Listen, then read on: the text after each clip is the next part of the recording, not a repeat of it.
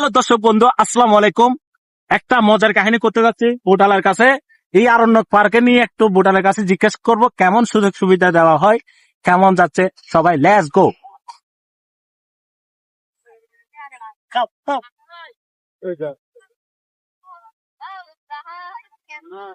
আসসালামু আলাইকুম। আপনার চটপট পক্ষ থেকে আসছে মিডিয়া থেকে। আপনি এই আরণ্য পার্কের মধ্যে সুযোগ সুবিধা মানে কি কিভাবে আপনারা পার্সেল করা হয়? এখানে পার্কিং লাগে না, এমনি বেরানো যায়। হ্যাঁ, আর এখানের মধ্যে আপনারা পর্যটনের মধ্যে কেমন ভাড়া নিচ্ছেন আপনারা? আমরা এখন একটু ডবল ভাড়া নিচ্ছি। ডবল ভাড়া নিচ্ছেন।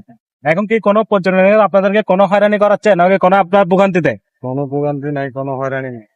কোনো হয়রানি নাই। আপনারা তো ঈদের সিজন কেমন গেল ভাইয়া? ভালো গেল। ও, পর্যটকের কোনো অভিযোগ আছে? আপনাকে একটা কথা বলতে চাচ্ছি, নারীরা চালাক নাকি পুরুষরা বেশি চালাক? কেমন চালাক একটু উদাহরণ বলে দেন।